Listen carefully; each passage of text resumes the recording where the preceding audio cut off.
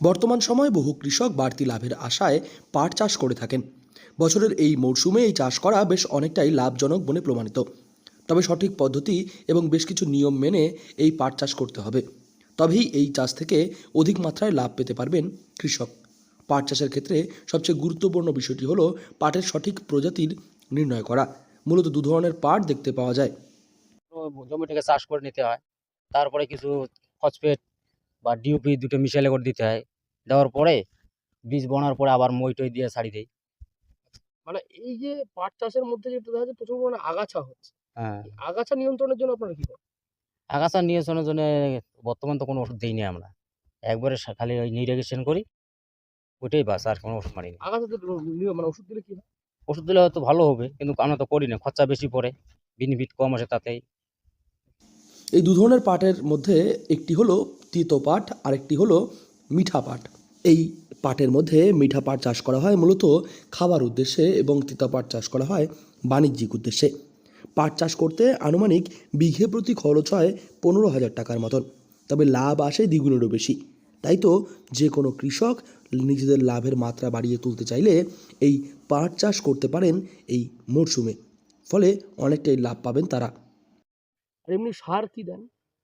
সার একটু খালি এখন মনে করো মারবো, ইউরিয়া মারবো, ইউরিয়া। বাস।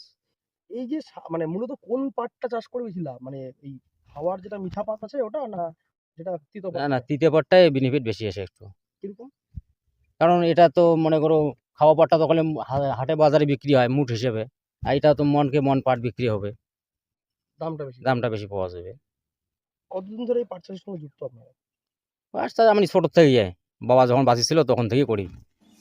এই চাষের ক্ষেত্রে জমিতে খুব একটা বেশি জলসেচের প্রয়োজন পড়ে না। চাষের শুরুতে একবার এবং শেষে একবার জলসেচ দিলেই কাজ হয়। তবে মরশুমে যে বৃষ্টিপাত হয় সেই বৃষ্টিপাতই এর জলসেচের জন্য আদর্শ জলসেচ। তবে এই চাষের ক্ষেত্রে যদি বেশি পরিমাণ কীটনাশক প্রয়োগ করা যায় তবে পাটের ছাল অনেকটাই পাতলা হয়ে যায়। ফলে জমিতে যে পাট চাষ করা হচ্ছে তার মধ্যে বেশি পরিমাণ কীটনাশক দেওয়া একেবারেই উচিত নয়।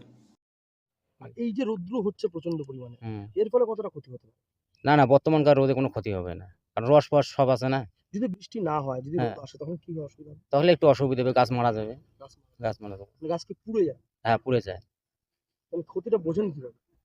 তখন আর ক্ষেত ভরে আসলে দেখা যায় যে গাছের পাতাটা করে শুকিয়ে যেতেছে, তাহলে ভাবা যায় যে এখন রস নাই।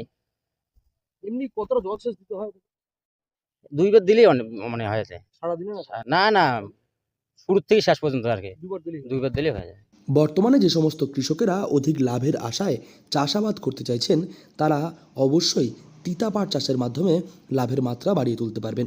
কোচবিহার থেকে সার্থক পণ্ডিতের রিপোর্ট, লোকাল 18 বাংলা।